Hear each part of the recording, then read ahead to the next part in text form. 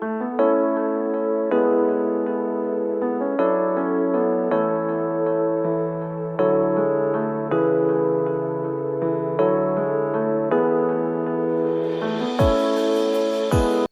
वालेकुम everyone. I hope आप सब ठीक ठाक होंगे। अल्हम्दुलिल्लाह हम भी बिल्कुल ठीक हैं। वेलकम बैक टू सेल्शीज़ लाइफ। ऑर्गेनाइजेशन पे तो बहुत सारी वीडियो हम बना लेते हैं, बहुत प्यारे प्यारे ऑर्गेनाइजर्स भी मार्केट से ले लेते हैं, ऑनलाइन मंगवा लेते हैं। मेरे पास ये 2 बास्केट्स पड़ी हुई थी। इनमें मैं ग्रॉसरीज़ असेंबल करके रखती हूँ। जब भी महीने का स्टॉक आता है ना, तो जो चीज़ ज़्यादा होती है या पैकेट्स में बच जाती है, तो मैं हमेशा उनको फ़ोल्ड करके इन बास्केट्स में रख देती हूँ। कैबिनेट्स में पड़ी हुई हैं ये बास्केट्स, लेकिन बहुत ज़्यादा ग्रीसी हो गई थी। आज मैंने इनको अच्छे से वॉश कर लिया था।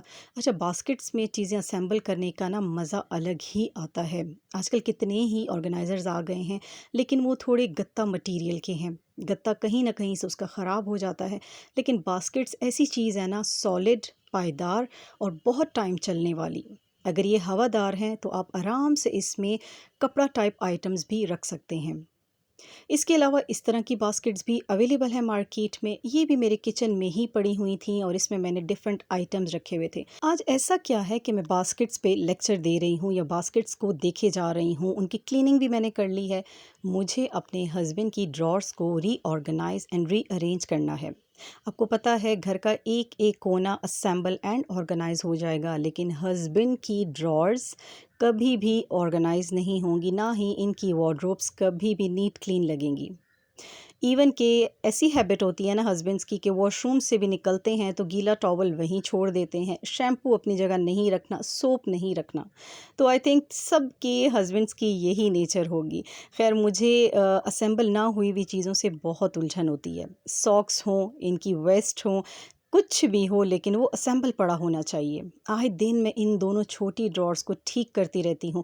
एक तो समझ नहीं आती ये एक्स्ट्रा सॉक्स इसमें कैसे आ जाती हैं। एक पेयर होता है तो दूसरा नहीं होता, और कभी भी तरतीब से कोई चीज़ नज़र नहीं आती। पहले मेरा आइडिया था कि रेड बास्केट्स में हाफ हाफ करके चीज़ें अरेंज कर देती हूँ। एक बास्केट में वेस्ट इनकी आ जाएंगी, दूसरी में सॉक्स आ जाएंगी। बट आइटम्स इतने नहीं हैं जितनी बास्केट्स बड़ी थी। दूसरा ये कि उनके ऊपर कवर भी नहीं था। अनकवर्ड चीज़ रहेगी तो डस्ट भी कैच करेगी। फिर मुझे याद आया कि ये एक ऑर्गेनाइज़र बिल्कुल फ्री पड़ा हुआ है मेरे पास। ये वो ऑर्गेनाइज़र है जिसमें मैंने अनस्टिच पीसेस रखे हुए थे। अब ये बिल्कुल फ्री था, तो क्यों ना इसी को हम इस्तेमाल कर लें। और इसके ऊपर बड़े मज़े की शीट भी है और ये अच्छे से बंद भी हो जाता है। तो मैंने काम स्टार्ट कर दिया था। हर वेस्ट को मैंने रोल किया और जिस तरह के ये सेक्शंस बने हुए हैं ना, इसी तरह इसके अंदर मैं वेस्ट को रखती जा रही हूँ। वेस्ट जब सारी रख लूँगी तो उसके बाद बाकी के जो सेक्शंस हैं उसमें मैं इनकी सॉक्स अरेंज करके रखती जाऊँगी। कितने प्यार और कितने मोहब्बत से हम लोग ये काम करते हैं। अफ़सोस तब होता है ना, जब 3 दिन के बाद ये सारी चीज़ें वापस वैसे ही आपको उल्टी नज़र आती हैं। जिस तरीके से मैं रख रही हूँ ना, मुझे पूरी उम्मीद है ये इस तरीके से 3 दिन भी नहीं चलेगा। इसमें से सारी वेस्ट निकल के बाहर पड़ी होंगी, सॉक्स यहाँ-वहाँ बिखरी हुई होंगी, और वही हाल होना है जो अभी थोड़ी देर पहले छोटी ड्रॉर्स का हाल था। लेकिन इन बातों को सर पे सवार करने की कोई ज़रूरत नहीं है, ये भी ज़िंदगी का एक हिस्सा है। वो ऑर्गेनाइज़ नहीं करेंगे, हम ऑर्गेनाइज़ करके रखेंगे। ऑब्वियसली हम लोग घर में हैं तो हमारा यही काम है चीज़ों को अरेंज करना, ऑर्गेनाइज़ करना। लेकिन अगर थोड़ी-सी सपोर्ट हस्बैंड्स की तरफ से हमें यहाँ भी मिल जाए ना, कि आप चीज़ों को अरेंज करके रख दें, जहाँ से चीज़ ली है वहाँ वापस रख दें, तो आई थिंक थोड़ा हमें भी रिलीफ़ मिल जाएगा। बस इतना सा एक इश्यू है, इससे ज़्यादा नहीं। एक और बहुत इम्पोर्टेंट बात कहना चाहूँगी कि इन बातों पे बिला वजह की बहस ना किया करें। अगर आप जॉब नहीं करती ना, आप घर में मेरी तरह बिल्कुल फ्री हैं, मतलब नॉर्मल काम करती हैं, तो इन बातों को बार-बार ज़ेरे बहस मत लाएँ कि आप चीज़ उठाते हैं, वापस नहीं रखते हैं, चीज़ें सँभालते नहीं हैं। सच में हस्बैंड्स मर्द-ज़ात डिग्रेड फ़ील करते हैं। उन्होंने नहीं किया, आप किसी टाइम निकाल के हफ़्ते में 1 दफ़ा सारी चीज़ों को अरेंज करके रख दो। बस अपनी एक रूटीन बना लो कि आपने करना है, और वो ये चीज़ अब इस एज में आके तो नहीं सीखेंगे। तो घर में सुकून रखने के लिए ना बहुत सारी बातों को अवॉइड करना पड़ता है, जिसमें एक ये बात भी है कि इन चीज़ों को सर पे सवार ना करें। हाँ, बच्चों के लिए थोड़े से स्ट्रिक्ट रहें, बच्चों को लाजमी ये सिखाएं कि जो चीज़ जहाँ से लेते हो वहाँ रखो, ताकि उनकी हैबिट डेवलप होनी शुरू हो जाए और वो भी इस चीज़ को स्ट्रिक्टली लें। हस्बैंड्स के साथ बिला वजह की बहस करना और इन छोटी-छोटी बातों पे नोक-झोंक करना आपका अपना ही ज़हनी सुकून ख़राब कर देगा। तो खुशी-खुशी हफ़्ते में 1 दफ़ा ये काम कर लिया करें और माइंड में रखें कि भई दोबारा इसी तरह सारा क्लटर मचना है और मुझे उसके लिए तैयार रहना है। तो यहाँ जी बॉक्स अरेंज हो गया है, जितने एक्स्ट्रा सॉक्स हैं वो मैंने साइड पे कर दिए हैं और जो ठीक वाले सॉक्स थे वो सब इस बैग में बॉक्स में आ गए थे। अब इसके ऊपर मैं शीट लगा के उनके वार्डरोब में ये रख दूँगी और वो भी सरप्राइज़ हो जाएँगे कि मेरी चीज़ों की इतनी अच्छे से ऑर्गनाइज़ेशन हो गई और सेटिंग भी थोड़ी चेंज हो गई।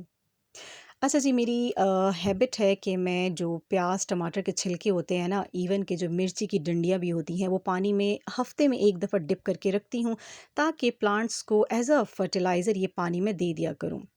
मनी प्लांट ये वही है जिसकी ब्रांचेस मेरी हेल्पर ने बिल्कुल काट दी थी, लेकिन मैंने फिर भी इनको थोड़ा सा पानी में ग्रो करने के बाद मिट्टी में अब लगा दिया था, तो इस पे लीव्स अल्हम्दुलिल्लाह आने लग गए थे।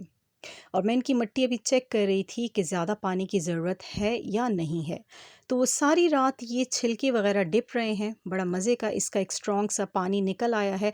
और एक और चीज़ मेरे पास ये पड़ा हुआ था डिब्बा, ये वो है जिसमें आप ऑरेंज का जूस निकालते हैं, ग्रेप फ्रूट का जूस निकालते हैं, तो ये बिल्कुल फ्री पड़ा हुआ था। मैंने सोचा क्यों ना इसको हम पौधों को पानी देने के लिए एज़ अ मग यूज़ कर लें।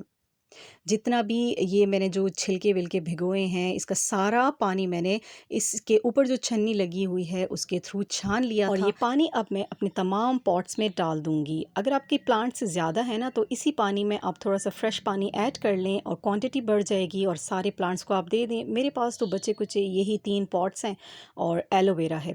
हाँ, माहत ने अभी मिर्ची के बीज लगाए हैं इसी प्लास्टिक टब में। हमारे घर में एक्स्ट्रा पॉट नहीं था, तो बच्चे आपको पता है कितने बेसब्रे होते हैं। मिर्ची के बीज लेके आया और जल्दी से यहाँ पे मिट्टी को ठीक करके उसके ऊपर लगा दिए। अब इसको थोड़ा-सा हम पानी दे देंगे और जो थोड़ा बचेगा बाकी प्लांट्स को दे देंगे। एलोवेरा को मैंने कभी भी ना ही कोई फर्टिलाइज़र डाला है और ना ही कभी उसकी ज़्यादा केयर की है। बेचारा इतने हार्श वेदर में भी खुद ही ग्रो कर लेता है माशाल्लाह। इतने सारे उसके पॉट्स हो गए हैं कि अब शायद ये क्यारी माँग रहा है, इतना इसने ग्रो कर लिया है। चलें जी, लेते हैं आपसे इजाज़त। आई होप आपको ये सिंपल सा छोटा-सा व्लॉग अच्छा लगा होगा। लाइक, सब्सक्राइब एंड शेयर ज़रूर कीजिएगा। कनेक्टेड रहिएगा, दुआओं में याद रखिएगा। And maybe again video late हो जाए क्योंकि घर में फंक्शन बहुत करीब आ चुका है और वीडियोज़ बनना बहुत मुश्किल हो रहा है मेरे लिए। लेकिन मैं अपनी कोशिश जारी रखूँगी। कनेक्टेड आपसे ज़रूर रहूँगी। टेक केयर एंड अल्लाह हाफ़िज़।